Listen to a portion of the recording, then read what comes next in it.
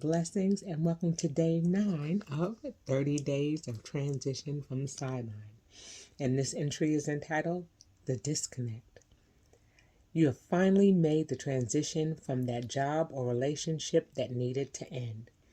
You feel as though you have finally severed the ties that had you bound to that job or to that person. You are feeling confident in your decision and are ready to move on with your life. Things are finally looking up. But then you realize that there is a force that keeps pulling you back to the place that you fought so hard to transition out of. That force is coming from your ex-coworkers or your mutual friends of that ex-significant other. When I resigned from my corporate position, my former coworkers and I promised to keep in touch. And we did.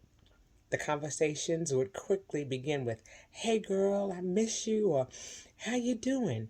But it would quickly turn into a gripe session. "Girl, guess what happened?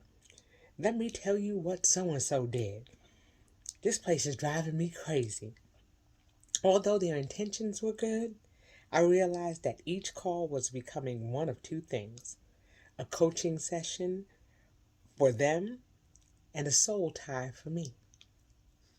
I found myself giving advice and suggestions on what they needed to do, and I also found myself trying to solve problems for things that were going on in the office. What finally made me realize that I had to do something about this was a call I received from one of my closest friends there. She was explaining to me that some things were changing and that changes were being made by the management, and I found myself getting upset.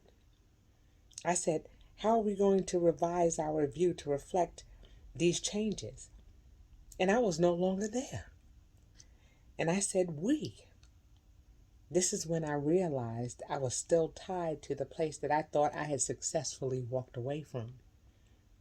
My relationship with my ex-coworkers was not allowing me to move forward. It was holding me back. Making transitions in our lives may require us to reevaluate our relationships. If the relationship is going to consistently keep us connected to that person or place we successfully transition from, then we have to be willing to alter and completely let go of that relationship. I did not leave my job to be told every move they made since I left. If I was interested, I would have stayed there. I needed to sever the ties that had me bound. The same is true with relationships where you and your ex-significant other have mutual friends. Every time you speak to that friend, you don't want them constantly telling you what your ex is doing or who they're seeing. You have moved on from that relationship and don't need to be bound to that person through your friend. I don't believe that is their intention to hurt you.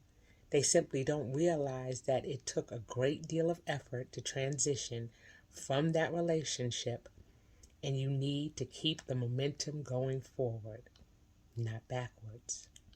The important thing to remember here is that you have to find new common ground within your friendships, whether personal or professional. If you leave that job or in that relationship, realize that if you can't establish a commonality outside of the situation you left, then it may be time to disconnect. Be sure that the relationship you have with those in your past don't keep you bound to your past. Reevaluate those relationships and disconnect if necessary. Choose to move forward. We know that this is so true when we talk about the toxicity sometimes of certain relationships. We have to reevaluate those things and make sure that the thing that we walked away from isn't lingering because of the additional ties that we have. And we talked earlier about making sure that we tie up loose ends. Sometimes those loose ends require us to leave some people behind. So keep that in your thoughts for today, and we look forward to seeing you tomorrow. Until I see you then, I say peace.